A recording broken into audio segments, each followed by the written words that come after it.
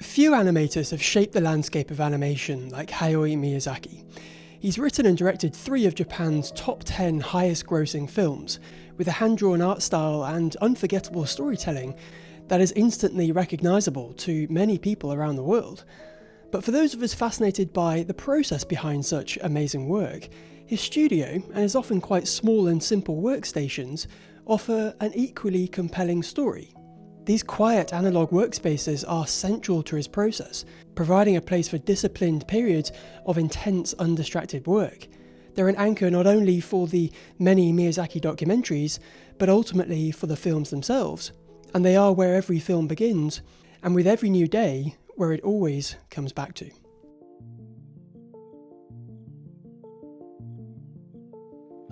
Miyazaki's disciplined creative work is rooted in 2 spaces. He certainly works from other locations depending on where he's travelling or living at the time, but generally speaking, Miyazaki works at a small desk in the corner of Studio Ghibli, or secondly in his private studio. His workspaces, the particular arrangement of tools, and the accompanying studio environments are simple and modest, but fundamentally important and necessary for his film's productions. So important that, besides a few exceptions, his workspaces have remained unchanged for many decades, with nearly every one of the many Miyazaki documentaries coming back again and again to this same workspace in the same location with much of the same equipment spread out across the desk. And we often look to these kinds of behind-the-scenes documentaries with the hope of discovering something extraordinary, some secret that explains the magic of Miyazaki's animated films. And in some ways it does, but the magic is found in the simple, the ordinary, maybe the boring and unglamorous side of creative work that is often forgotten or just completely unknown when we go to see the finished work.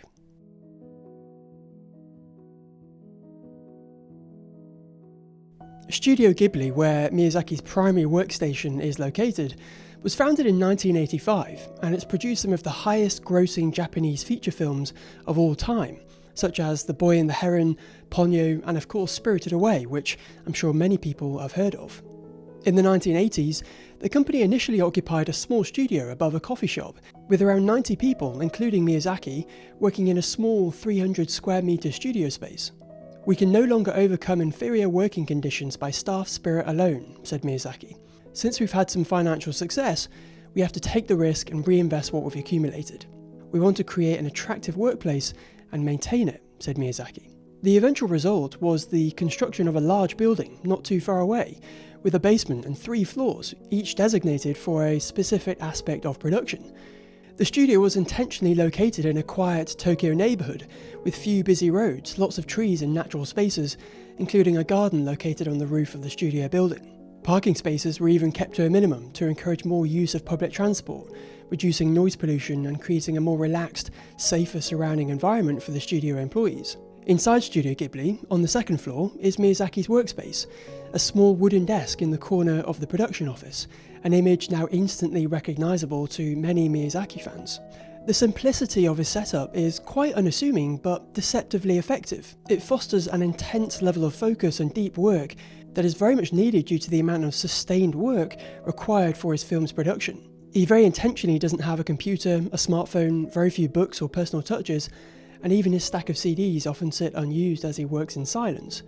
There's a militant, meditative quality to his desk area that simply doesn't provide any means of wavering away from the drawing at hand. There's nothing for the mind to wander away towards. His desk is almost too simple, too boring, and yet this is precisely where his films are created and brought to life. Just before we continue, if you're enjoying the video, consider dropping a like, it really goes a long way. And if you're new here, I make videos talking about and analysing the studios of all kinds of creative people. So consider subscribing if you're interested in seeing more of these kinds of videos.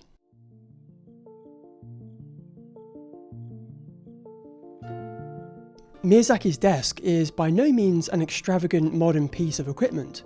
In fact, his workstation is one of many traditional lighted drafting tables, or animators' desks, inside the Studio Ghibli production office.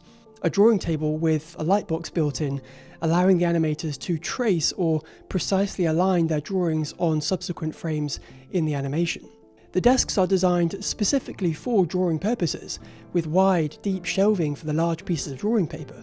The adjustable lightbox is also built into the desk rather than being a separate unit placed on top. Modern variations of these desks are actually available online, but they have a long history going all the way back to the 1930s and 40s, with early Disney animators using very similar kinds of equipment. For Miyazaki, the desks date back to the early 1960s, where studios like Toei Animation would have long rows of artists using them as standard equipment. Toei Animation was of course where Miyazaki began his professional journey in 1963, and ever since then he's continued to use these desks throughout his career at other animation studios, and then now in Studio Ghibli, as we've seen, even as computer animation began to supplant hand-drawn animation work across the industry. We could definitely suggest that his almost stubborn reliance on hand-drawn animation and the equipment to create it is a sort of antidote or counterbalance to the ever-growing digital age that he has often criticised. "I strongly feel that this is an insult to life itself," he famously said in one documentary, after seeing an AI-generated animation program. "Young people are surrounded by virtual things," he says. "They lack real experience of life and lose their imaginations. Animators can only draw from their own experiences of pain and shock and emotions."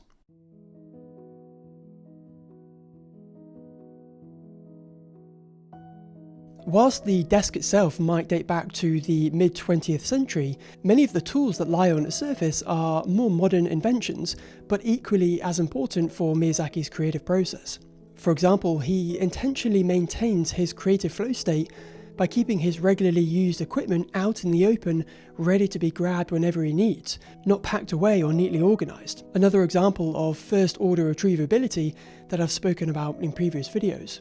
A large pile of coloured and drawing pencils, pens and other equipment sit right next to the lighted drawing panel, the proximity and placement of which is a small but underappreciated detail. And Miyazaki has for many years, if not decades, used exclusively either Mitsubishi Uni or Tombow Mono pencils, both of which are used throughout Studio Ghibli by all of the other animators. Occasionally we can notice a few of these pencils taped to the edge of Miyazaki's desk, a very small detail but a surprisingly effective and simple modification to prevent his other pencils and other bits of equipment from falling off the desk. Miyazaki keeps a small feather brush close at hand to sweep away eraser scraps throughout the constant cycle of drawing and erasing, not due to a lack of skill, but more so a desire for perfection. Just 0.5 millimeter or even less in a line can make a world of a difference in this kind of work, particularly with character poses and facial expressions. An electric pencil sharpener sits in the corner of the desk, a recurring item on his desk for many decades, and a cordless electric eraser with the charger mount attached to the side of his desk, again another recurring item on his desk for many decades. There's a lot of other basic bits of equipment which I probably don't need to point out, although one of the main characteristics of Miyazaki's desk and workspace, aside from the careful selection of tools, are the stacks and piles of drawing paper. With his films being 24 frames a second, the artists work in 2s or 3s, meaning 12 or 8 individual drawings per second of film. So each film has well over 100,000 drawings if you consider drawings that were either scrapped or redrawn multiple times. And as far as I understand, Miyazaki personally checks and edits every single one of those drawings, if they weren't drawn by Miyazaki himself. So you can see why his desks are often covered with the many hundreds, if not thousands, of pieces of paper.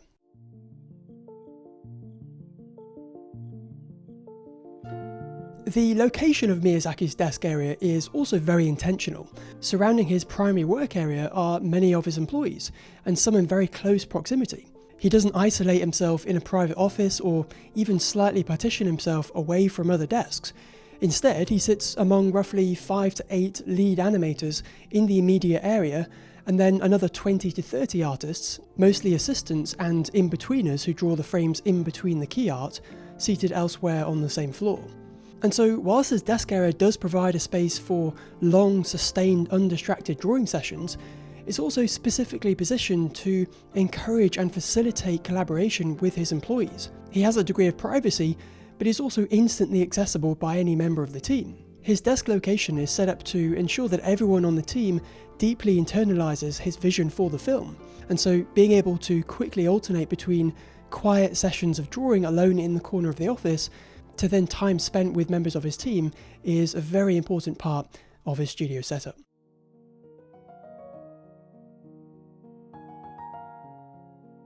For all its significance and importance, the Studio Ghibli desk is not Miyazaki's only workspace. Within walking distance of the main building is a separate structure, Miyazaki's private studio. Built in 1998, it was originally meant for personal projects during retirement. Miyazaki has famously never really retired, and so it became a place for him to work just as intensely and seriously during quiet periods, where the Studio Ghibli production office is either not in use or when the studio isn't producing a large feature film. In 2013, for example, after The Wind Rises was released, Studio Ghibli was shut down, with Miyazaki announcing his retirement shortly after, only to then start working on a 10-minute short film called Boro the Caterpillar, primarily in his private studio. Surrounded by trees and greenery, its outer appearance is deceptively small. However, on the inside, there are large, airy rooms, Ghibli-esque stairways that move through the high ceilings, and abundant natural light from every side of the building. Rather than having one dedicated desk area, Miyazaki works in different rooms, depending on the project, sometimes spreading his materials over a big wooden dining table in the main room on the ground floor, alongside his grand piano, a log burner, and a bunch of other furniture and personal items. A setting that feels markedly different from the tight corner of Studio Ghibli, but still provides the privacy and solitude required for the long, deep drawing sessions that he's so well known for. When Miyazaki needs to use a lightbox for more precise animation work, he'll often move upstairs to an office on the first floor, which contains a more permanent workspace setup with a lighted drawing table and much of the same equipment we see in the Studio Ghibli production office. The cosy and very private upstairs office is also home to a large library of books, music speakers, a sofa by the window, and even a small TV. At other times, he'll work from one of the smaller side rooms. In the 10 Years with Hayao Miyazaki documentary, a lot of the early concept art for the 2010 film Ponyo was made at a small, unassuming desk in the corner of one of these smaller rooms, with Miyazaki sometimes bringing in employees to work alongside him. But even with these different surroundings, the quiet, disciplined and repetitious work ethic seen at a Studio Ghibli desk is mirrored in this private space as well. No matter the surrounding environment, his relationship with the space never changes. The same arduous pattern unfolds, day after day, hour after hour, line after line, working tirelessly at the workspaces, desks and studios that are at the heart of not only the many amazing Miyazaki documentaries, but ultimately at the heart of the films themselves. If you enjoyed the video, consider dropping a like, it really goes a long way. And subscribe if you want to see more studio behind the scenes type videos. I've got a lot of really cool stuff planned for the future. If you want to check out my Instagram, there's a link down below. But until next time, thanks for watching.